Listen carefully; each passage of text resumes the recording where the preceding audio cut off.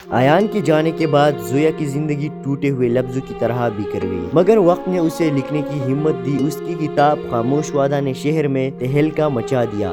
لوگوں نے اس کی کہانی میں اپنی تکلیف، اپنی محبت اور اپنا انتظار تلاش کر لیا، مگر زویا کے دل میں ایک خلا تھا جو کسی تالے، کسی لفظ، کسی دعا سے پورا نہیں ہو رہا تھا۔ ایک شام جب بارش پھر سے دروازے پر پڑی، زویا نے محسوس کیا کہ گھر میں کوئی خاموش حرکت ہے۔ اس نے اس طرح سے مڑ کر دیکھا، دروازے میں ایک سایہ کھڑا تھا۔ سانسیں اٹک گئی۔ ایان! آواز زویا کی تھی، مگر یقین اس کے ساتھ نہیں تھا۔ سایہ آگے بڑھا، بلکہ روشنی میں چہرہ واضح ہوا۔ ایان زندہ، تھکا ہوا، کمزور، مگر واپس آ چکا تھا۔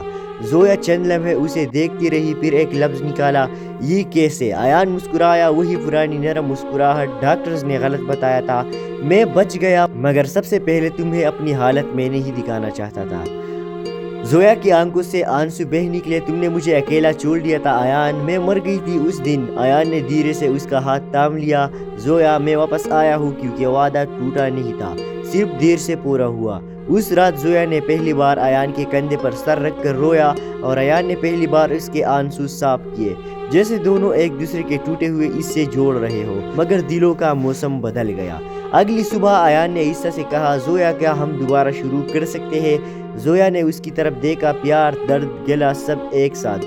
پھر سر جھکا کر کہا، ہاں، مگر اس بار کھونے کا ڈر نہیں ہونا چاہیے۔ ایان نے اس کا ہاتھ چومے، اب کبھی نہیں، کبھی بھی نہیں۔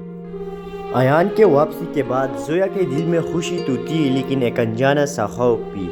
وہ ڈرتی تھی کہ کہیں یہ سب خواب نہ نکلے۔ ایان اس کے سامنے بیٹھا، بالکل خاموش، جیسے اس کے ہر دھڑکن کو سن رہا ہو۔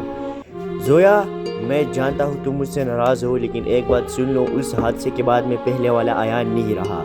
مجھے وقت چاہیے، مگر تم بھی چاہیے۔ زویا نے نظر چرا لی، تم چلے گئے تھے ایان، مجھے لگا تھا میرا سب کچھ ختم ہو گیا۔ تمہیں اندازہ بھی نہیں میں نے کیا جھیلا۔ ایان نے گہرا سانس لیا، میں تمہارے زخم سمجھ سکتا ہوں، لیکن میرے پاس بھی کچھ دکھ ہے جو میں نے چھپائے ہیں۔